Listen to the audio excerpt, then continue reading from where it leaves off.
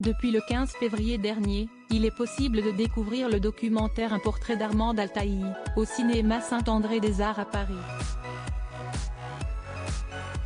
On y suit la professeure de chant à Marseille et à Paris de façon très intime sans solliciter d'archives ou d'interviews de proches. Elle porte sur elle son propre portrait, explique la réalisatrice Anna Medvedski. Mais à l'occasion de la sortie de ce documentaire, CST, le journal Libération qui a tiré le portrait de l'artiste de 78 ans. Et au moment de faire le point sur son enfance, Armande Altaï a brièvement raconté le malheur qui a frappé les siens à l'époque.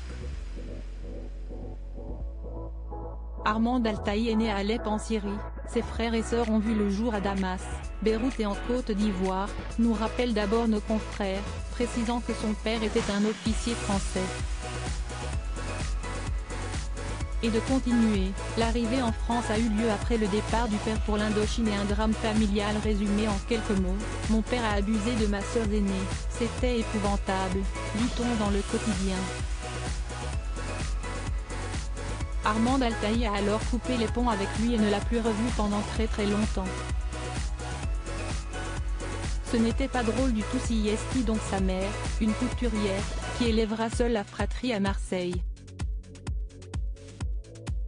À cette période, le manque de moyens rend la vie compliquée.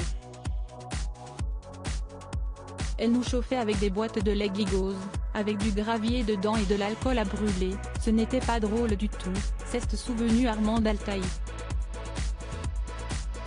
La suite est heureusement plus joyeuse. Mariée à 18 ans, elle s'installe à Paris avec son époux et entame une carrière de mannequin avant de commencer à chanter dans les restaurants. Elle donne naissance à sa fille Virginie à 20 ans puis retourne à Marseille où elle prend des cours de chant au Conservatoire d'art dramatique et lyrique.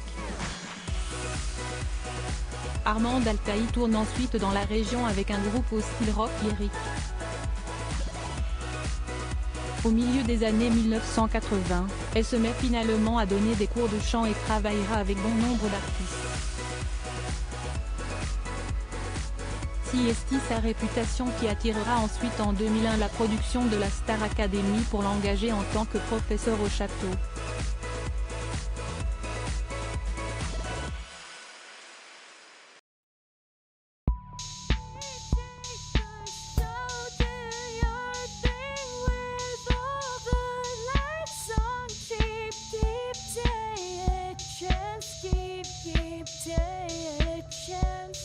Keep